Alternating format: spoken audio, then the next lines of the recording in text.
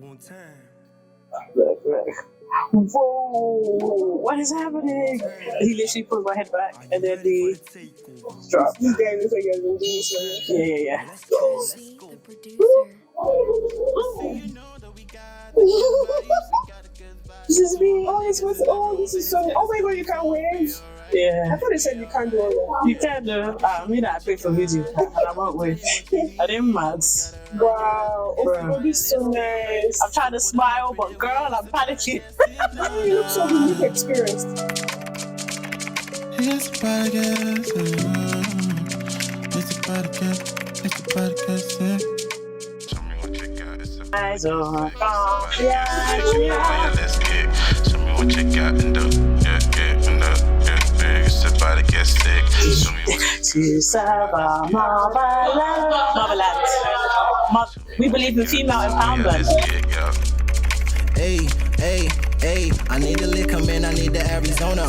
Felicia's on my lap, I think I got it. So if I tell you that I don't speak Yoruba, I'm Yoruba. Serious? I don't speak Igbo, I'm Igbo. I speak Yoruba. I speak French. Oh my god, I want to speak. Do you parle français? No, I don't understand what you just said. Do you speak French? Oh no, I've been practicing on Duolingo. Show me what you got and do. It's about to get sick. Show me what you got. It's the wireless gig. It's the wireless gig. It's about to get sick. Show me what you got. It's the wireless gig. You can come party, have some fun with So first of all, it's a pleasure to be here on the Wireless Gig. I love everything you guys are doing. So my name is Gracie May. I am a music executive. That means that I am an entertainment journalist. I'm also a print journalist. I'm a talent manager. I'm a publicist. And so much more. My journey in radio started 9 years ago in April. I started off on a hip hop and R&B show before transitioning into Afrobeats. And for the last 7 years, I have been championing music from the motherland in all its glory. It's given me the opportunity to become a member of the Grammys, the Brits, the Mobos, the BETs, and Forbes Black. Wow. And it's been great. Today, I've interviewed over 260 African musicians, which is incredible to say, including Davido, Tiwa Savage, Yemi Alade, Iris Star, Ruga, Fireboy, Oxlade. Literally everyone that's in the top 10 right now has graced my microphone, which is beautiful to see. I actually started off in hip hop and R&B, but given that I am Nigerian, I was really, really passionate about amplifying African arts. And so, I've been pushing Afrobeat specifically for the last 7 years. Being in this amazing position has meant that I've worked with loads of labels like Universal and Sony. I've been able to represent artists like Bob Marley, Oxlade, Bella Shmurda, Sam Henshaw. And I've been able to become a voting member of the Grammys, the Brits, the Mobos, the BETs, as well as Forbes Black. So it's been an incredible journey so far, and I can't wait to see what the Lord has in store for me next. The last couple of years I've been focused a lot on journalism and publicity. In the last 2 to 3 years I've stepped into talent management, and I'm hoping to really expand more of that as the world is on this Afrobeats vibes. I really want to maximize it to its potential, and not just from a selfish point of view, but to help the ecosystem to figure out how can we attract investors, retain money, invest in the structure, and make sure that, once the Afrobeats era fades away, that all of the money and all the benefits don't leave with it. So I'm on a mission. Right. I'm on a mission, but specifically for 2024, this is the very first year that we're gonna have the best African solo performance at the Grammys, and I was one of the Grammy members that actually put that proposal together. Nice. And so for the very first time in history, we're going to have an award that is specific for African music. This year, we've got so many amazing people nominated. And I'm going to be in LA. I'm going to be at the Grammys to see the very first winner as well. So It's going to be a full circle moment, especially knowing that 2 proposals came before this that were actually rejected. Oh, wow. It was great that the Academy decided that in 2023, this was the right thing to do. And in 2024, we'd have the first award. I guess my journey into music is very different from a lot of people's. At A level, I did psychology, philosophy, and sociology. Mm-hmm. I then went to uni and did law. Mm-hmm. I then left uni, practiced law for a year, and said, nah. You practiced? Yeah, Wow. so it wasn't for How me. daring. Yeah, and then I went into project management. Then I went into IT. Mm. In fact, my first job was when I was 14. I used to work in a hair salon. So I feel like in this life, I've done a lot. I actually launched my own wedding planning business that I ran for 9 years. I launched it at 18. Wow. So yeah, I've done a lot. So landing in music was definitely divine because I could have been anything. Okay. This sounds crazy, right? But I got A's and A stars in all of my grades. Mm-hmm. So it's not as if my qualifications could tell me, okay, I'm better at this than I am at this. So both my parents are doctors, which is great. Nice, that's really good. Yeah, pressure. Yeah. Ooh. But my mum was always really supportive in terms of the fact that from young we were in performing arts school. Mm-hmm. I play piano, like I'm classically trained. I started learning at 13. And so I feel like it really helped kind of put me in the position that I'm in today. Mm-hmm. Even at 18, I started doing what we call session singing, where I used to sing at weddings, sing at funerals, baby showers. Entrepreneur. In fact, I think to date, the biggest venue I've ever performed in was Wembley Arena for the X Factor final. Okay. And we were part of the choir. Wow. And so yeah, all of these different things that I've done have brought me to this point. They've given me the discipline, they've given me the creativity, the people skills, the networking skills, the humility. I mean, no one says that they're humble and then they actually are, but I feel like being able to speak to seniors, peers, juniors, and still be me has been a combination of the fact that I've done everything. Yeah. A lot of people have done retail, right? Working in shops. I actually went down the event route. So I was a server. I used to serve people food and drink. Oh, wow. And people are really mean when you don't get their food correct. So yeah, it's been a beautiful journey. How I got into media specifically though is around the age of 20, 21, I shaved off like a quarter of my hair. Oh, did you dye it? Yeah, actually inspired by Rihanna. And then I shaved off the was it that Onana period? yeah, you know when everyone had the square gun. Yeah. Oh my god. I was a rebel. Wow. Because growing up, I was never allowed to relax my hair. So once I was given the opportunity to have freedom with it, I went all out. So I shaved off a quarter, then I shaved off a half, then I shaved off the other half, then I shaved off the back, and I only had like the middle, like a high top. Wow. Then I shaved it all off, and I actually ended up going viral on a few like natural hair blogs, really? because that was when the natural hair movement was just really coming up. And I blew up on like Facebook. Yeah. I mean, Yeah. Beautiful hair. You have really beautiful hair. But I ended up going viral. Loads of people asking me questions about why did I cut it? Where did I cut it? How do I maintain it as a black woman? Is it scary to go to the barbers with men? And so I don't know. Something in me was just like, okay, instead of me replying to the comments, let me start a YouTube channel. Oh, you started a YouTube channel. And so yeah, I was a creator before creators were a thing. And like I really built my page to a not substantial, but I had like 5,000 followers, which 12 years ago was quite hard to do. Yes. And I was giving natural hair tips, obviously because I've been natural my whole life. I dyed my hair red, I bleached it blonde. I'd done different funky things. I like did patterns, everything. And so actually, Sonny at Westside Radio stumbled across one of my videos. I don't know how. And he was like, you have an amazing personality. Have you ever considered radio? Like he DM'd me on Twitter. And I was just like, it's funny you say that, because literally that same year I had entered a national competition with Kiss FM. And at that time they were doing like a talent search for the next big radio presenter. And I'd submitted and I hadn't gotten through.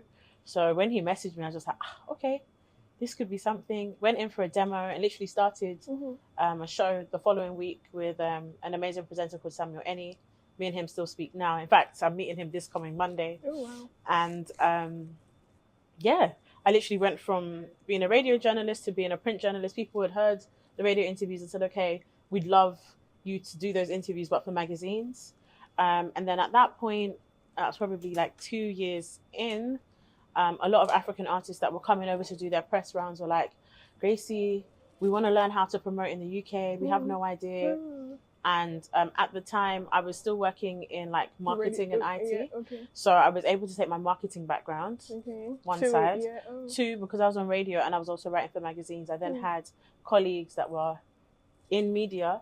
So I could connect these artists to those guys, right? And so it kind of like creating the publicity agency kind of was really organic, because the guys that I was pitching these artists to were my colleagues, they were my peers, they were my friends. And obviously I went ahead and did a bit more studying just to make sure that I got it right. But also as a radio host, I was on the receiving end. So I knew what was being sent out, press kits, press release, headshots, clean version, explicit version, everything. So I knew what a press kit looked like. And yeah, it's been an amazing journey, and I've been able to build an amazing team. I've got members of staff in Nigeria, I've got members of staff here. Wow. There was a point that we even had staff in South Africa. But yeah, 2024 also looks like expansion for the publicity company. I'm hoping to be able to have representation in East Africa and to go back into South Africa. So yeah, I've said a lot, but that's basically my convoluted journey to where I am today. Really? Yeah, so for all Any the tips you creatives out have? there, Yeah. I think the first thing is just know who you are. Okay. The industry can be quite dark, can also be quite transactional, where people only want you for what you can give, Business. not because of who you intrinsically are. Mm-hmm. And if you are validated by the praise, you will be knocked down by the criticism. So you have to really know who you are to maintain a level head, to not let things rock you, but also to thrive. Because sometimes, like, when things are going well, you could get a bit gassed, carried away. Yeah. So, I think the first tip is to know who you are. The second tip is to just network. Why I was able to be really effective with publicity is I didn't just try to find people that were ahead of me to network with. I was able to... Among your peers, my peers. And so when people came and they were like, oh, we need radio, I could plug them to different radio hosts because those were my guys. Or they were like, oh, we want to be in magazines and blogs. I could plug them because those were my guys. I wasn't just looking for the CEO to hire me or whatever. So I would definitely say network across as well as up. And also network down. Over the years, I've had so many mentors. So many people have interns with me. So many people have done one-to-ones with me, free consultation in so many different ways. And I definitely believe in giving because it always comes back. And then I guess specifically for my females. For the girls. For the girlies. There's two things, right? I think that whole concept of sleeping your way to the top, I think we know it doesn't work now. Right? So I don't even feel like I need to say it. But don't get tempted. Because once you build that reputation for yourself, it's very hard to come back. But then the second thing is the concept of women not being able to own their voice in male-dominated spaces. A lot of times when they do, they're labeled angry, they're labeled rude, and it's never authoritative, it's never assertive. And as a recovering people pleaser, I found that very hard. Even though I have a strong voice when I'm leading my business, even though I have a strong voice when I'm consulting with labels and artists, even though I have a strong presence internationally, right? I would feel slighted when people were like, oh, Gracie appears really bubbly online, but in person she's quite formal. Obviously my legal background means, and my corporate background means that I operate in a way professional. And also I have boundaries. And I need them. Yes, you definitely need them. I understand. I get. Also, you know the concept of see finish. When you start blurring the lines, people take the mic. So I think it took me a while to remember that I am who I am regardless of what people are saying. And it's okay to be a strong woman, regardless of what people are saying. So yeah, I think it's been important for me to find my voice to help others find theirs. Because everything I do is about amplifying African art, right? Whether it's radio, whether it's magazines, whether it's publicity, whether it's management, A&Ring or whatever, my role specifically in those instances is to make other people's voices heard. If I don't know what my voice sounds like, it's impossible to make somebody else know what theirs is. So that would be my advice. Networking, knowing your boundaries, and being strong in who you are. Standing on business. 10 toes. I like that. Wow.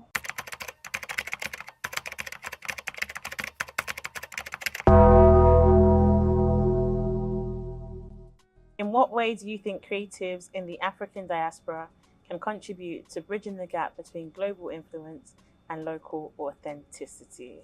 This has already begun.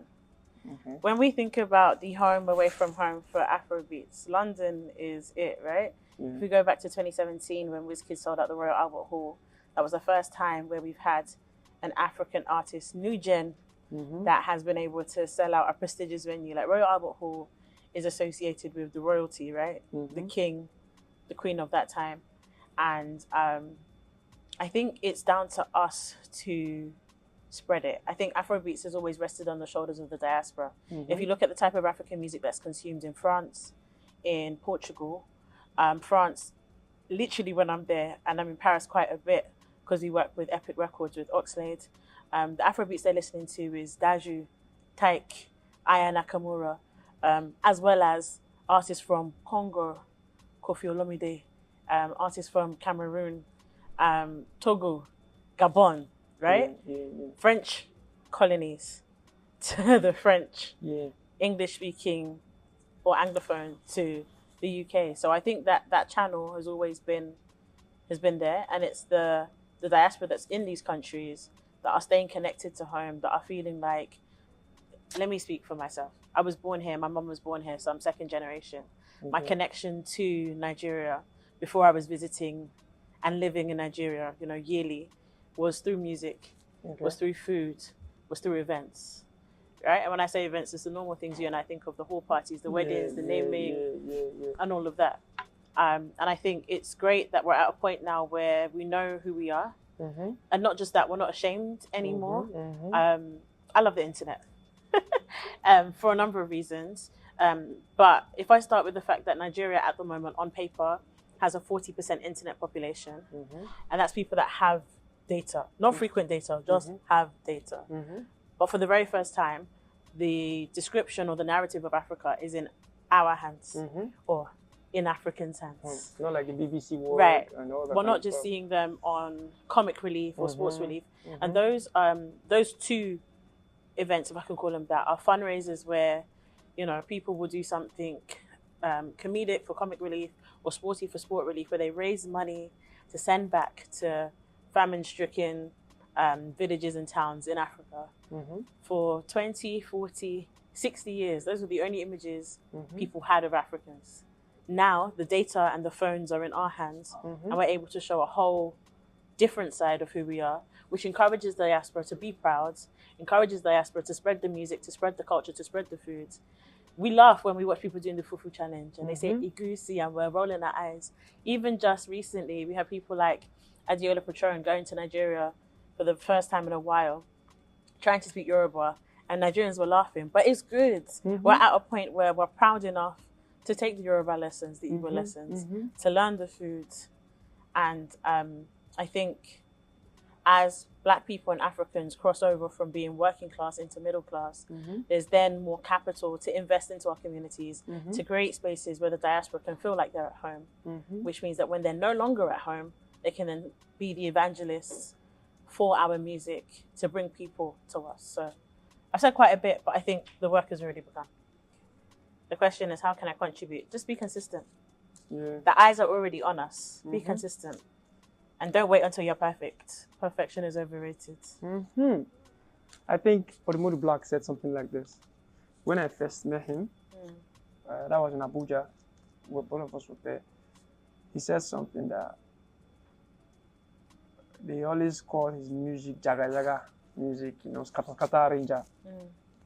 Everybody, when they see stuff, that you're whack, you're this, you're this. But he had like something like a phone. It was like his voodoo.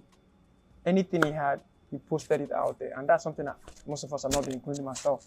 Even Don Jazzy has been complaining that if you're a young person and you're thinking just hiding behind the whole stuff is going to help you, you're going nowhere. But keep on doing it. Most of us, because of, it's easier said than done. It is. And I think as creatives, we are so self-critical that it cripples us, and we'll be sitting on content for months to the point that when we're ready to release it, it's out of date and nobody cares.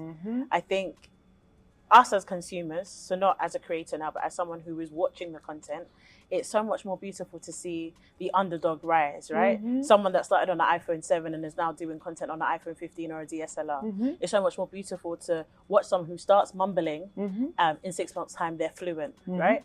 Someone that started on the streets but is now having a TV show or a radio show. So I think there's beauty in growth, there's beauty in the journey, and it's more inspirational when people move with you. I also think that we hate things that are too polished because we can see that it's not organic, it's not authentic. So if you know that people don't like that, things that are too polished, if you know that there's beauty in the journey, all you need to do, let it out, is be consistent. Yeah, that's it. Because if you don't, somebody else will. Will do. Yeah. I think it goes a long way with ideas. You know, somebody has a particular idea and just say, I will. And before you know, somebody's doing it and you're saying somebody stole your idea.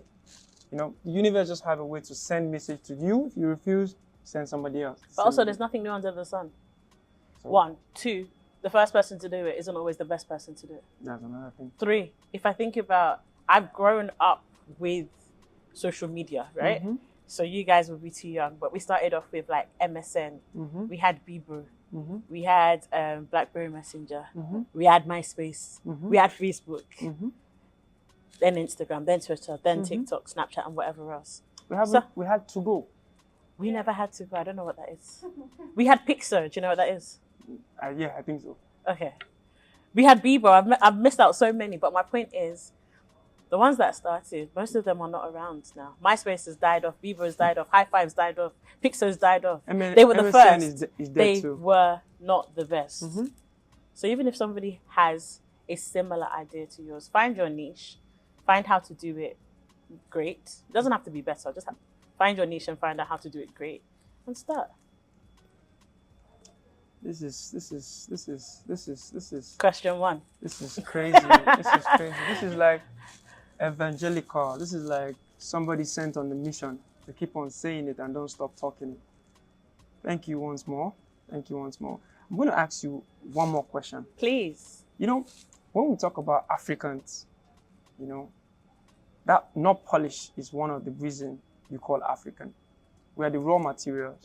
We're that not clean as it is, you know, can't speak so well. Rema said my English no correct when nobody bother me, you know, everybody's been saying the same thing. I've been told many times that guy, say it like this. And I say, this is who I am. I can do it the way I want to do it. They call it the iconic way. That's how I want to do it. So, but not everybody has this information. Not everybody is this strong-willed as you are. Please, don't let my OGs vex for me. Yeah. There are other women that came before me. All right. Wise Tola, her tag is even godmother of Afrobeats. Afua Hagen, she's Ghanaian, so the Niger guys may not know her, but she's been doing amazing things. There are so many women that have come before me. I think the difference is that by nature, I'm a publicist. Okay. I make things loud. Yeah. So you know what you said about documenting your journey. Yeah. And doing it deliberately. Yeah. There's a lot of things that I'm doing in the background that nobody has no idea about. Okay. I may never be revealed. Okay. And it's not even about my name being in the story of Afrobeats, because with or without the documentation, I know what my contribution is. I think the importance is what I said earlier. You need to find your voice to enable others to have theirs. If you don't know what you stand for, you can't encourage others to stand for anything, right? And if you don't know what you stand for, you fall for everything. So I think for me, being a woman in this industry has been challenging at times. I'm usually the only woman in the room, whether it's with the artists, the execs, the lawyers, the A&Rs, the investors. There are pockets. There are more female managers now, so I love that. Publicity is actually very female driven. I love that. But even with content creators, you can probably name like 5 male before you name a female. And if you look at the rates that they're paid, there's also an imbalance there. But I've been able to walk into rooms and speak with authority and recommend others because I know who I am. I know the value I bring. And all creatives need to know their value proposition. It's just a fancy term of knowing what value do you bring. Because then you can have an equal exchange. It can be mutually beneficial. I'm not coming to you just to take. I know what I can bring. And I'm standing on 10 toes on what I can bring. And so this becomes a discussion. as opposed to me leeching. I said it earlier, the business is very transactional, which is why you need to know who you are. Because when people define your value for you, once they feel like you're not valuable anymore, they can be quick to discard you. So you have to know who you are. You need to be able to network, like I mentioned, so that you're never on the negative side of things. Just because somebody doesn't see your value doesn't mean you're not valuable. Right. And transaction requires someone to give and someone to take. So if the business is transactional, you need to know what you're giving, but also you need to have an agenda of what you're taking. And something else that we miss out is value. You know, until now, when we understood that somebody can get, like, I was with, what's it called, PD Picasso. Love him, aristocrat. Yeah, so we worked with his bootcamp. My team in Nigeria, like, it's a home for young creative. I have videographers, photographers, everything in one place. So we were the people in charge of every content that he created for Boomplay and Aristocrat. Boomplay and Aristocrat bootcamp they did like 2 years ago. And they brought the new guy he signed. Juju boy. November. Yeah. November was from the Wireless gig. We did a house party in his house, in PD Picasso's house. Wow. Called La Pacino. It's on our page. So that was where they met November, and they now brought Boomplay, and November joined through our official videographer. His name is Otis. Shout out to Otis. Yeah, so Otis was the one that introduced November to PD Picasso. And that was where they met the girl Rukmani too. Okay. Rukmani. So now, most of the question I want to ask you before we go into this is from the very creative but don't know how to help themselves. Very creative but is ready to sacrifice value just to be seen. Now why I'm very happy that we're having you here is that, you know, you came, you know, for us, you here, and man, you're like a living angel to us right now. When I say us, it's a community. We have a lot of people that I speak for. So now I'm talking from that point of how can an artist like Maruche that is so creative, how can he, because he was complaining to me one time, I'll be like, how do I come out? And those people are going into depression. And they don't have that finance. Like you're saying that they're moving from middle class to working class to middle class. Now, there's money to finance Oxley. I remember when I was following Oxley, when Oxley was doing covers. On his page, it was just covers of everybody. I remember when they did Mami Water with Black Bones. I was there with Doka Short with, what's it called? Ajebo Hustlers. But Ajebo Hustlers is out. And they found Azunte. And they are going up and they're living the life. So from those people that are really talented, that Doka made way up for Wonder Banting. He's still very, he's like a genius. How can he do it? So you know what? When we look at artists and we think about timing, it is honestly divine. There are so many people that are more talented that haven't blown. There are so many people that are more hardworking that haven't blown. Unfortunately, we're in a day and age where even investment isn't enough. You can pay all of the radio guys to play your song. You can work for free. Doesn't guarantee you will blow. The guys that are going viral on TikTok, there's no strategy. There are labels that are trying to even catch up to figure out, okay, what's the algorithm? How can we tweak things to guarantee the next artist? Unfortunately or fortunately, there's no cheat code. It really is just boots to ground, consistency, prayer, and networking, because you never know who is in a room that will call your name. There are so many conversations that I have where people are saying, okay, we're looking for so-and-so that can do such and such. And again, because I network up, peer-to-peer and down, I'm able to recommend people and signpost people. Just 2 weeks ago, I helped Chocolate City sign a new creative director for one of their artists. Not that he asked me to do it, but I knew that there was a need. I knew he could do the job, and that was it. Sometimes being consistent and being visible is enough. The rest will come to you. And okay, now we're going to play the game. You'll be the one to choose. All right, I'm going to go for this one just because it's in the middle. Okay, if I could unfold it, let's see what it says.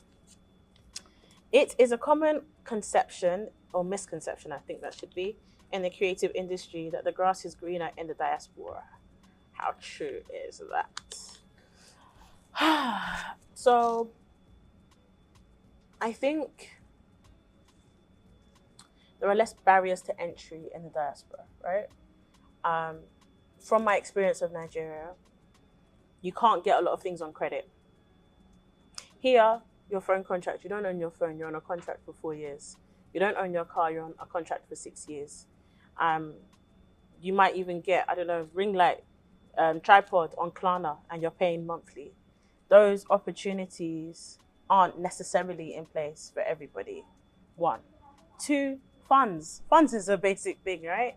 But here, you know that, and this is the same for Yankee, Canada, whatever, that if you're not able to work, you can still sign on and get some kind of benefit, right?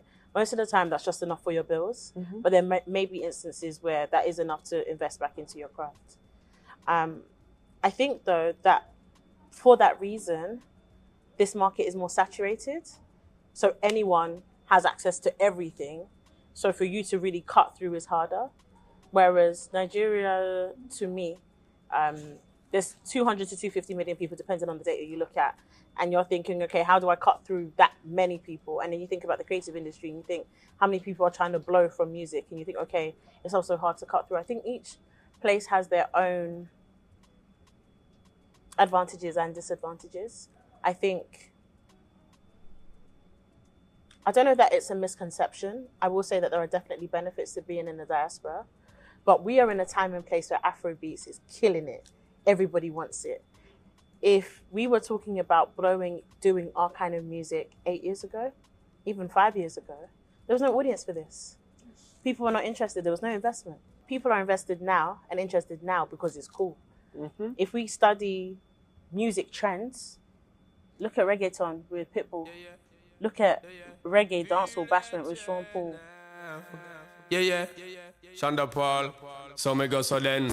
Well, I don't really care what people say. I don't really watch what them want. These guys were hot for 3 to 5 to 7 years max. If we look at when Love Nwatiti blew as maybe the first indicator of Afrobeats to the world, that was when? 2019. Meaning that we are currently in year 5. Meaning that either we are in the dip or we've got 2 more years for the dip. If we're looking at the data, right? I think we focus on the financial barriers when we're thinking about home and forget that if there's no market here, there's no money here. That's if you're trying to blow in Afrobeats. If we're just looking at hip hop, rap, grime, drill, even Jersey, right? Everyone's on the Jersey beat now. Again, that's going to be cool for when? When I was in college and uni, funky house was the thing that was reigning. That's house music that has more of an Afro beat. So yeah, I think it's important for us to learn. There's one they call EDM. EDM, jungle. Yeah, that's all under the like house umbrella. Yeah. EDM is still quite popping. There's a huge market for that. Yes. So I think, 1, it depends on context and nuance. 2, what industry are you trying to break into? 3, what role are you trying to take on? And 4, is this your dream or is this a step to your dream? Not everybody wants to work in music. Not everybody wants to be creative. Some people want to do it because they want to invest in houses. Some people want to do it because they want to japa. Some people want to do it because they actually love it. So I think when we look at the word misconception and we say industry, we need to really look at the context and the nuance.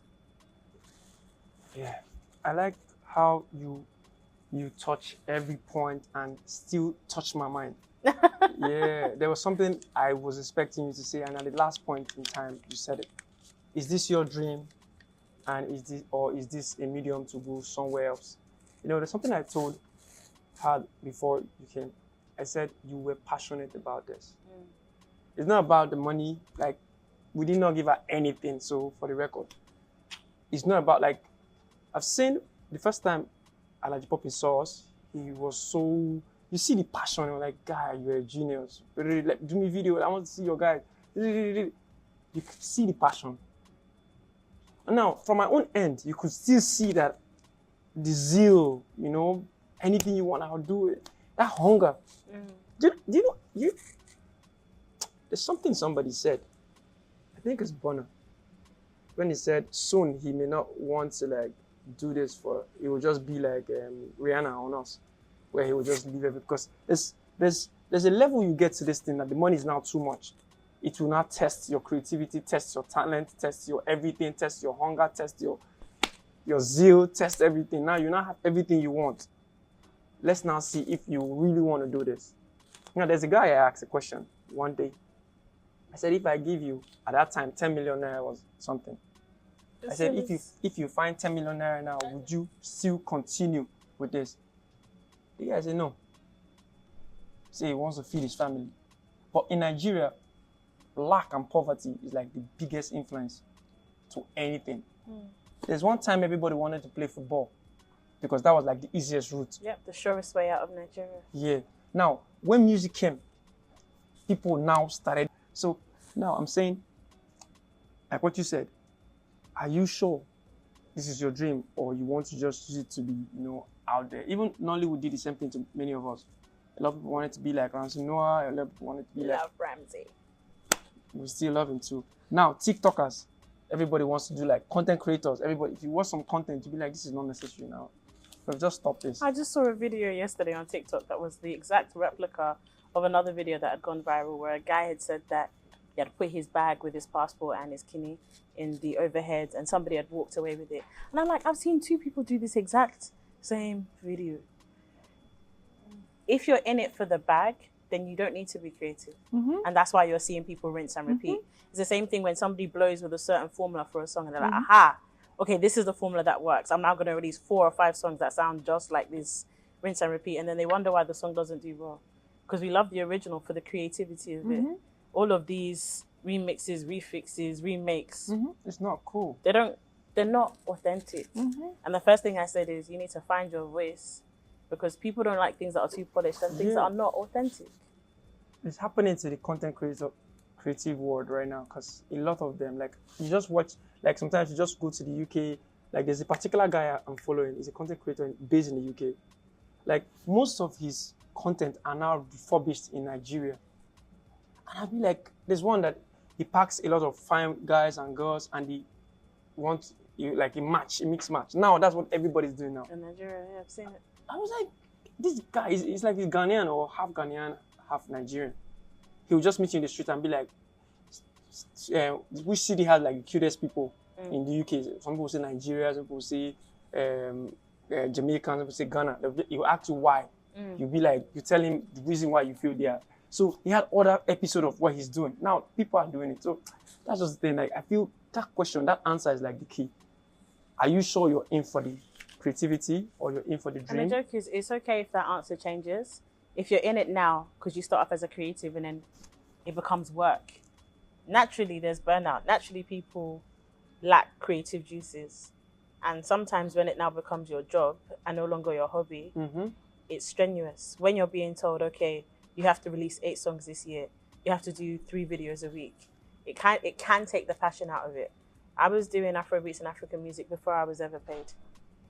When I do my Twitter threads where I'm advising people on music business, how to do your rollout, how to market, how to do publicity, I'm not paid. I'm not paid. This is stuff that I could be charging for, consultancy work, but I found that when I was coming in, whether it was because I'm born here or whether it's because I'm a female or whether it's because my name is Gracie May, so people can't point, is she Niger, is she GH, is she what?